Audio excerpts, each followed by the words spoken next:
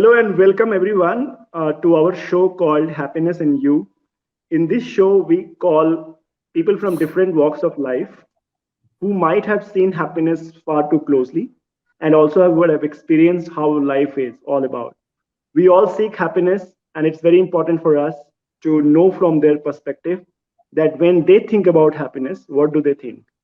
I'm delighted to introduce all of you to Rohit Jain, who is managing director at Willis and is someone who, at a very young age, has achieved so much. You know, we'll talk about that in detail. But first of all, Rohit, welcome on the show.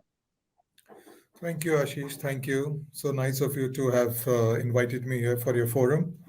I look forward to sharing my views around happiness and any other related nuances to it. Thank you. Thank you. So when we talk about happiness, it's supposed to be a very fluffy subject. Okay, a lot of people have different opinion about it, and somebody has told us that the definition of happiness depends upon who is defining it. So keeping that context in mind, I want to start with you with a very simple question: that what according to you is happiness? Happiness. Okay, as you know, with the journey which I had, I've been able to, where I'm still deciphering what is happiness, but whatever I've learned around happiness till date is, I think happiness is a state of mind, right? At any given point of time, it's a state of mind, and it's a state of mind wherein you tend to experience more positive emotions. That's what Hmm. is happiness for me, wherein at any particular state of mind you start experiencing emotions such as any sort of positive emotions such as joy, satisfaction, pride, contentment, pleasure, anything. So that's what happiness means to me. Happiness has got its own features, is what I think. I think it is as I said, it's a state, it's not a trait. So I can't say anybody is a happy man only. He's happy, and Hmm. happiness is not permanent, it is not long lasting. So a particular person can be happy at a particular point of time rather than being continuously happy. So this is where I tend to see happiness as. I think happiness is also, for different people, it can mean different things. At different stages of life, under different circumstances, happiness can have its own connotations. There can be different emotional triggers, Hmm. which can result in happiness, and these triggers can be different for different individuals, right? Some might feel happy because of certain activities, some might feel happy because of certain possessions, some might be happy because of certain experiences, etc., etc., right? So overall, this is what I think around happiness. And since the time I've started learning it from that perspective, it has been fairly easy to comprehend, I should say, rather uh, comparatively easy to comprehend is what I should say. So if happiness was so easy, Rohit, and now coming to workplaces, does your definition changes if I ask you to define happiness at workplaces, or it will remain same or similar? So I think, yeah, the under the basic elementary infrastructure for happiness will remain almost the same. And I have been really comprehending to see how I'm applying the basic principles, what I've gathered out of my experience as well as out of some of the theoretical knowledge which I try to gain at workplace as well as at my in my personal life, and they resonate quite a bit, is what I should say, right? So give us some tips. Yeah, give us some tips, Rohit. How exactly you practice this? No, it's not that about practicing it. I think first and foremost it's about knowing it. So Hmm. awareness around it, and with proper scientific knowledge, Hmm. we can discuss. I mean, this is a topic wherein one can be as philosophical as possible, and one can keep on narrating. How should I try to summarize it? It's a science. It's a science. I used to comprehend whether it's a science or an art. I think happiness is both. It's a science as well as an art, right? Hmm. Why is it a science?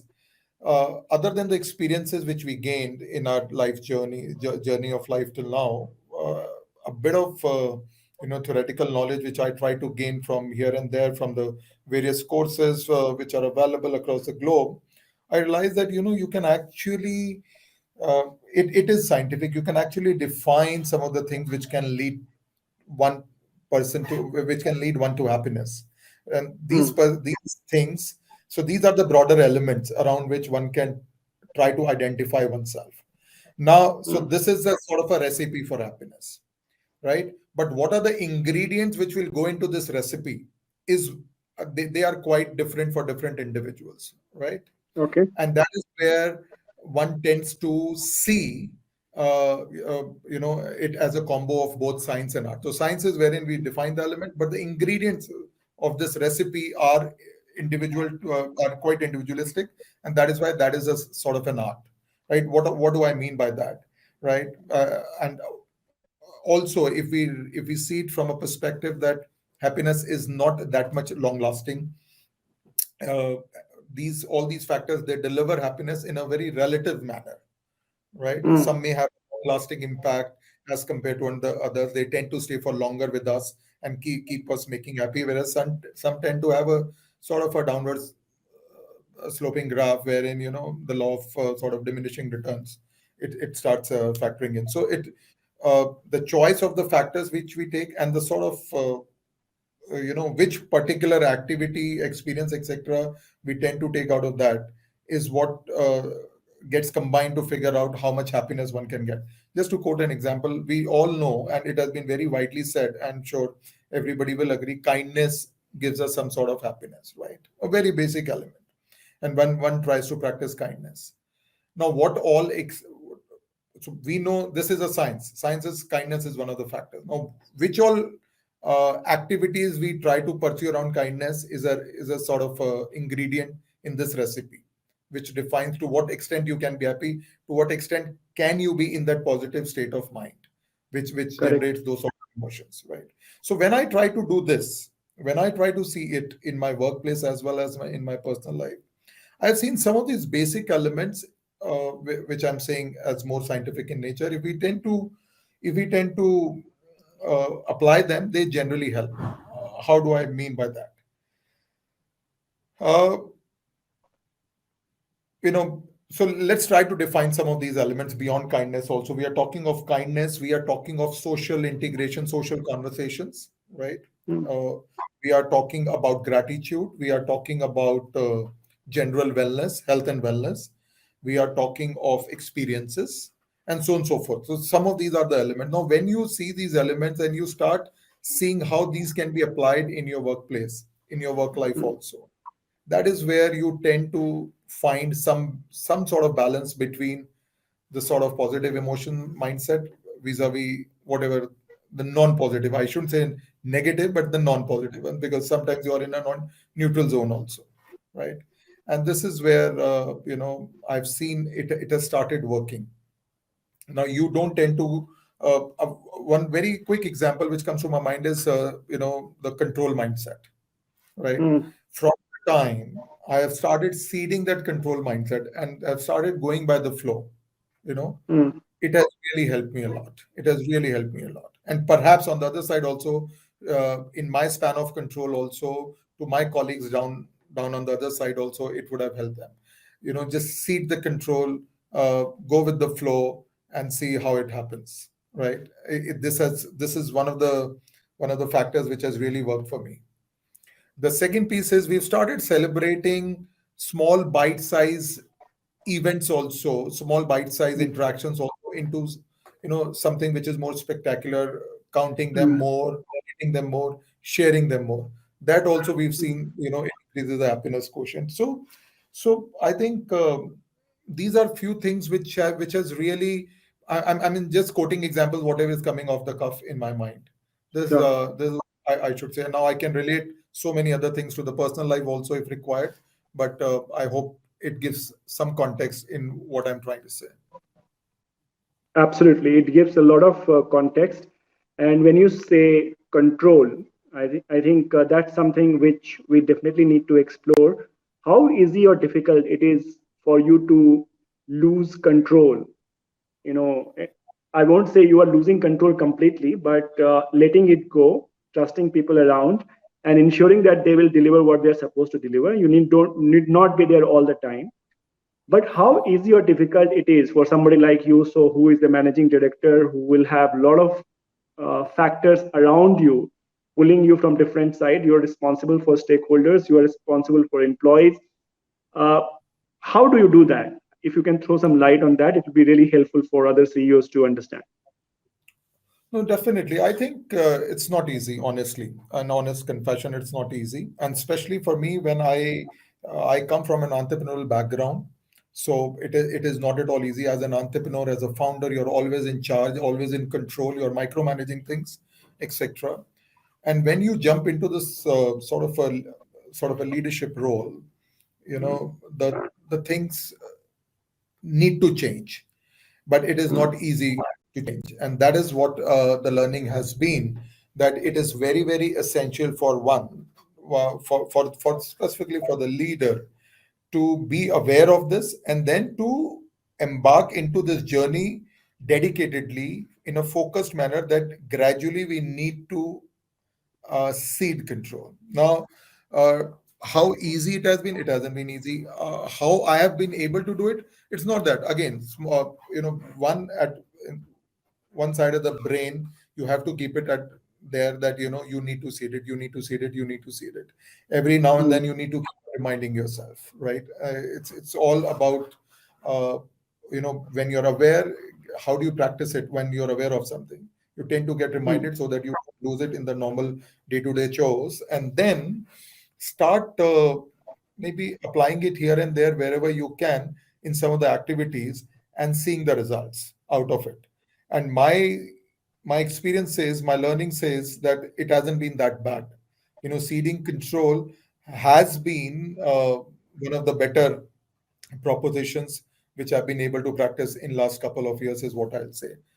So mm, overall, it has shaped up well. mm. Brilliant.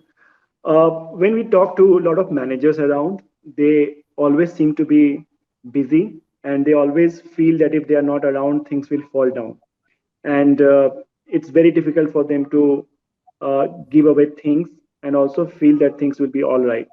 What will be the advice you will give to managers or people who lead teams to practice some of these elements, and how, what are the practical ways in which they can make this as part of their life? So the managers, I think it's all about having confidence and trust in your teams, in your subordinates. And once you've given them a mission, once you've defined the purpose for why they are here, once you've put them on a mission, and once they're Hmm, aligned to your vision also, all of it hmm, needs to come in tandem. And if that is happening, then rest all are byproducts, right? And then you don't hmm, need to exercise control too much. You need to let them flourish, you need to let them do their things. hmm, Obviously you set the right accountability, but if you do that, normally what I've observed is 80-85% you'll get it right. You'll not falter, and that's good enough. I think the whole trust equation is really, really important here also, right? Uh, Between the manager and the subordinates, between the teams who are working together. So it's just about believing in other. It's just about realizing that everybody is human. They might commit some mistakes, but then this is what we are meant for. The managers are there to handle them, to guide them, to hmm, put them on this back, to put them back on the path, on the right path, and so on and so forth.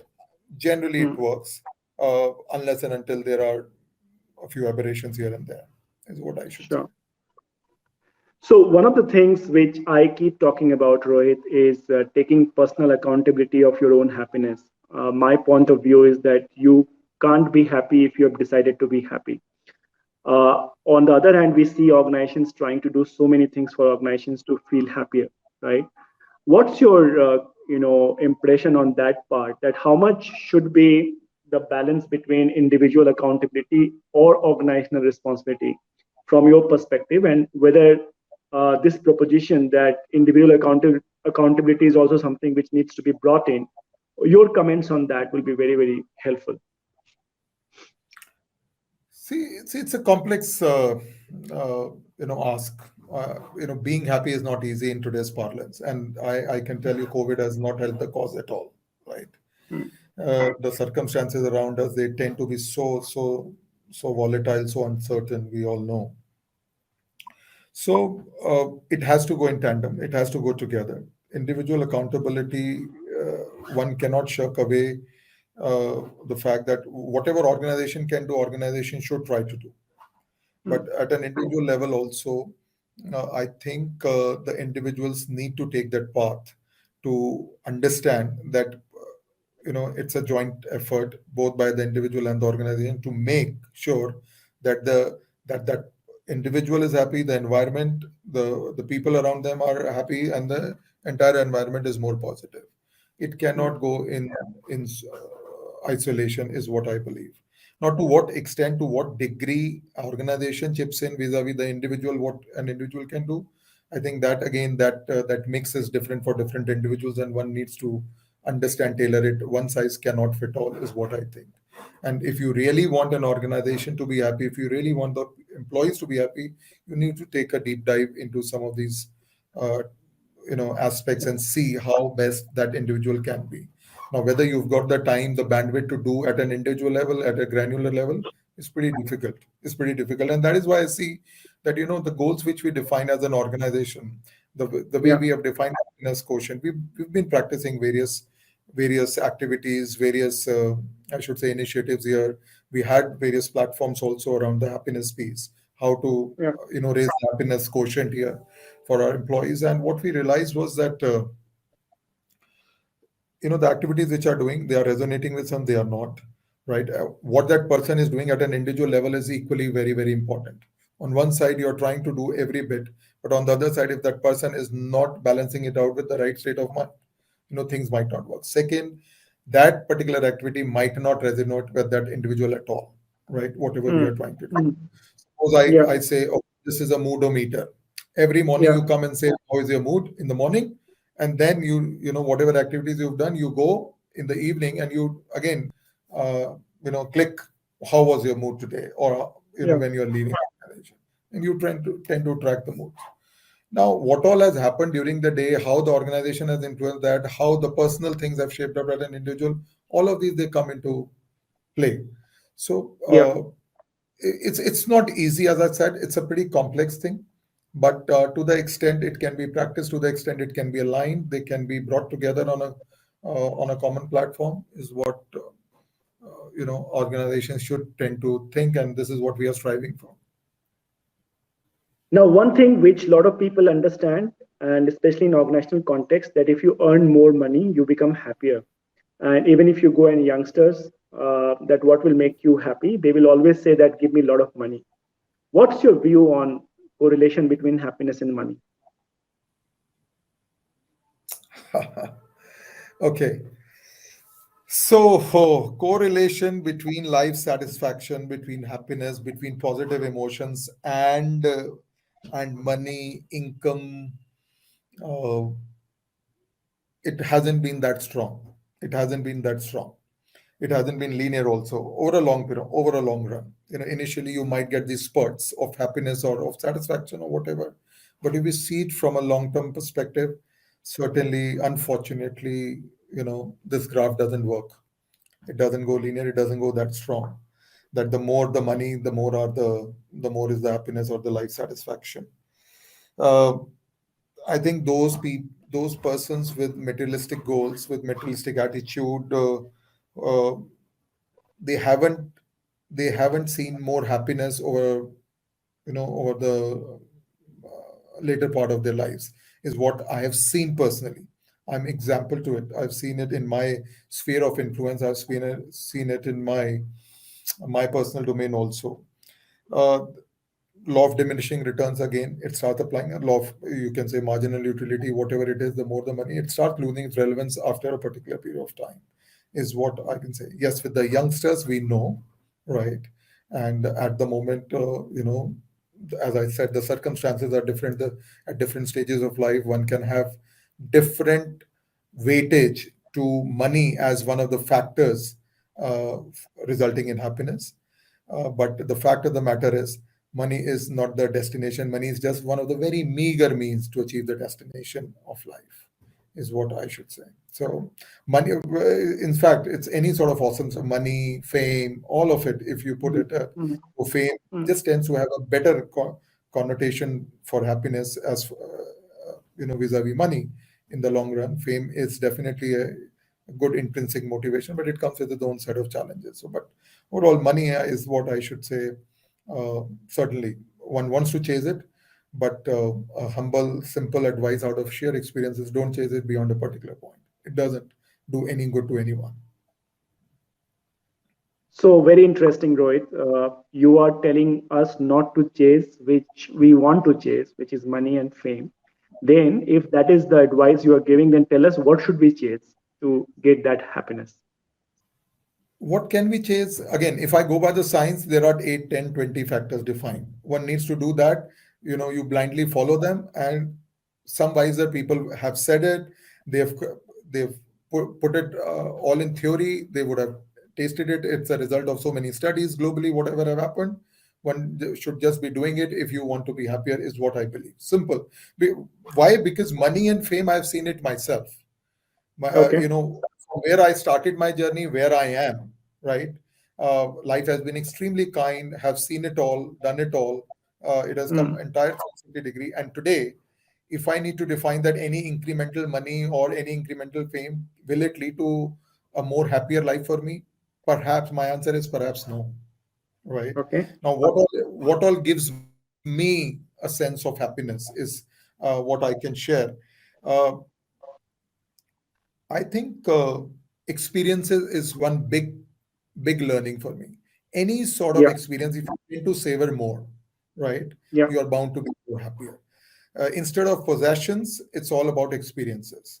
So Mm, instead of owning big properties, it's better to go on a good holiday and savor that experience rather than just looking for those sort of possessions.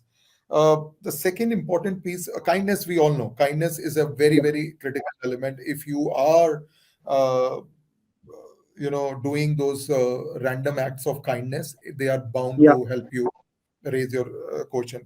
The third most important thing which I do every day morning is gratitude, right? And we've been practicing it in our office also, in our Mm, organization also. mm, Most of the leaders, most of the managers, they keep on telling their teams, especially in last 2 years wherein we experienced COVID, that feel gratified with whatever one has, right? And mm, gratitude again has got a phenomenal role to play. mm, Uh, then I think, yeah, another piece is the growth mindset, the learning phase.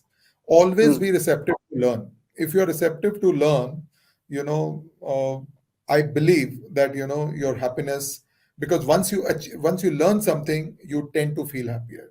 So that you've grown from A to B, not in your mm, designations, your grades, your money scale, but overall in your learning curve. So that's also pretty much there. And the other some of the other pieces which have worked for me is obviously health and wellness. When I say mm, physical health, a bit around mental health also. So overall, all these factors, they definitely have counted, and they are leading quite a they are leaving quite a positive impression in last, at least I should say, uh, 18 months or so is what has been happening now, where I still think that as a leader sitting at a pole position, where I need to still work upon is some sort of performance anxiety that definitely tends to chip in here and there, right? So I keep on debating in my mind of mind that chinta nahi, it should be chintan. The difference between chintan and chinta is what one needs to understand and uh, you know try to practice, is what I should say. yeah, absolutely. So some of the very wise words uh, about gratitude, kindness, growth mindset. These are absolutely time proven, great, you know, great skills to develop as an individual. But unfortunately, a lot of youngsters don't realize this. What are some of the fundamental changes we need to make in terms of how our society works and also how our organization works, that this piece of information which you are talking about, say after 20 years of work experience, should be given to somebody who is at a very young age and needs to start his or her life with these thoughts and with a lot of clarity that what exactly he or she should be chasing. What's your comment on that, Rohit? Quite a difficult exercise, but okay, let me try to say, because I keep on trying it at my place, at my home, with my Sure. children who are growing up, who are so I think, as I said, different people at different stages of life, they will have different set of preferences, right? It's very difficult to imbibe the same set of theoretical, practical wisdom into them at any particular stage. But to your point, what should be our guidance, whether in personal lives or in organizations for youngsters? I don't think pushing them too much into this will work, and pushing anyone into anything will not work, especially Mm. on complex but soft topics like happiness. Certainly Yeah. not. Uh, there are certain things wherein they will experience and then they'll learn. There are certain things which can be tried to, you can try to tell them, and if they can understand from there. So, you know, even if they tend to, at this stage of time, if they want to chase whatever are the normal, uh, I should say, wants which everyone has, with money, fame, possessions, grades, marriage, life, there's everything. Everybody will go for everything and everybody will aspire to have this. But they need to, and it's very difficult to make them understand that, Mm. these wonderful things are especially wonderful for the first time that Yeah. that they happen to you or you find them. But the wonderfulness, it wanes with period of time, with repetition over a period of time. So, and I don't think they'll learn that easily. They will understand it easily, but you keep on Mm. nudging them. So awareness is very critical. So my point is, Mm. if I have to do that, I'll keep on making them aware about it. I'll keep on sounding them in bite-size messages that, something like Mm. this, something like this. Let it get Mm. clipped in some remote corner of their mind, so that if their Mm. journey, if I have taken 25 years to understand, maybe they might take 20, they might take 15. I don't Yeah. expect anyone to understand 2 to 3 years. It will never happen, right? Mm. And you really need to be a saint to do that. There have been people who've been able to accomplish that Yeah. also. Today's parlance, it's hyper difficult. So that is why, Yeah. my submission is awareness, nudging them instead of pushing them into something like this, making them equipped with the right tools, so that, this is not once in a month or uh, uh, once in a year type of exercise, but a sort of a periodic nudges around this to make them aware that, something like this is there, making them aware about the science of happiness, science of well-being. Yeah. I took that course from Laurie Santos and some of, those things from Yale. I'm sure you're Yeah. privy to that. That's a that was a pretty decent one a few years back. That also Yeah. changed quite a bit of perspectives. So I think all those things we've been, so we've broadcasted that course. We've asked our colleagues, those who want to go for it, just please go for it. And we tend to have sessions around that. That, if anybody is keen, try to have a debate around this topic like this. So make it make it a part of your discussion. Nudge them, make them aware every now and then, so that, they know that, what they are chasing ultimately, it might remain, it might not be that long lasting, is what I should say. And hopefully that learning curve, instead of 25 years, it might get reduced to, as I said, 15 years, maybe 10 years, who knows. One of the questions I would be very interested to know from you, Rohit, is in a world where you are surrounded with a lot of negativity. If you look at news channels or newspapers, a lot of new negativity is around.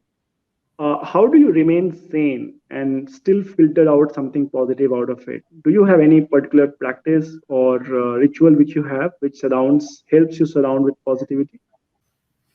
Extremely difficult times for everyone, I guess. And The more information we have, the more is the disturbance which we tend to experience. It's not easy to remain positive, and I cannot say that I have been remaining positive throughout. But yes, the degree of positivity is more than the degree of negativity. The degree of positive emotions, the frequency of positive emotions which I experience, they are just a shade more than the Mm, negative emotions which I experience. As I said, it's been a conscious effort around this. How can you shut yourself to all those negative influences? mm, How can you avoid uh, being a part and parcel of such conversations, discussion? How can you avoid seeing that information? Is what one needs to consciously try. Uh, and then I guess a bit of it is also around mental wellness. I should say meditation. mhm, Some ancient Indian skills around meditation, around yoga, they are really helpful. Meditation mm, specifically, one can try to practice it more dedicatedly. I came across a platform called Heartfulness a few years back, mhm, and I'm trying to be a proponent of heartfulness, right? And this is shaping us good. This is shaping me good. This is shaping our colleagues good. We've introduced the platform to our colleagues also, because they tell you about meditation in a very very simple manner. So hopefully, meditation is helping the cause, because there has been repeated asks about those sort of sessions. So meditation can help scientifically also. It has been proven in weeding out negativity from your minds and making sure that the negative emotions also, they are, they don't last longer in your minds. So even mm. if there are negative emotions, even if there are influences like that, they don't tend to stay for long in the mind. This is what one should try. You can't evade negativity in this world right now. You're bound to be Mm. surrounded, but how quickly you can weed it out is what one needs to see. One of the things which I have realized through my experiences and practices, that once you stop chasing happiness for yourself and try to do it for somebody else, you at the end of the day feel far more happier. Do you have similar experiences, Rohit? Absolutely. I think it goes without saying. Everybody should remember it as a thumb rule. Mm, You can be far, far more happier. The delta around your happiness quotient can be significantly higher if instead of trying to make yourself happy, you start making others happy. And one mm, will realize that if I am making you happy, I am bound to feel more happier than you. mm. That's a very simple formula which we've got. That's a sort of a, it was a magic formula earlier, but now I think everybody is aware of this, at least in whatever we tend to uh, discuss amongst ourselves. The problem is we tend to forget it in between. Everybody is aware, everybody knows about this, but over a period of time, once you are leading your daily lives, you tend to forget this. That if you're really trying, why is one trying to do whatever one is? Just to be happy, right? Whatever you want gives you some sort of happiness. Now if somebody tells you that leave everything aside, just start making other happy and you'll automatically be happy, isn't this that simple to practice? But it doesn't happen. It doesn't happen, right? And we tend to forget it, and that is where you know uh, I think one needs to be one needs to make a conscious effort around this. It's not easy, whatever said and done. Understanding it is easy, but practicing it is not easy. It doesn't come naturally from a human being. And those who've been able to master it, I'm sure it is out there to see how happy these people are. Before I let you go, Rohit, I would like to ask you, what is the best advice you have got as far as improving your happiness quotient is concerned? From the time COVID has started, things have changed, honestly. And Mm, I shouldn't say the best advice, but one of the most common advices I've got, one of the most frequent advices I've got, which has been consistent, same is that live today as if this is your last day. mhm, Enjoy everything, whatever you can, enjoy every bit of it. Start your day, as I say, with gratitude and all, but by the time you end your day, feel blessed that it was a good day for you. Relish it, mm, cherish it, enjoy it up to the maximum.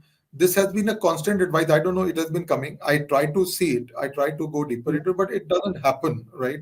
Every day is not the same. You tend to experience, and every day it is not that the positive emotions will be more than the negative emotions. Sometimes it's the other way around also. So how to cherish those moments also, how to cherish those days also, is what I tend to grapple with. But I think advice is, I should say, all our elders, I'm sure for you or for anyone else also, it's been very common that, uh, money is just one of the means to achieve the destination. Money is not the destination. Don't chase something which is not eternal, right? And I Yeah. still believe in that. I think that has worked wonders, because most of the people we know in and around us, those who really need money, they are chasing money. But some of the people who don't need it, they are still chasing it. And when you tend to see them, you tend to realize, you tend to gauge the happiness quotients here and there.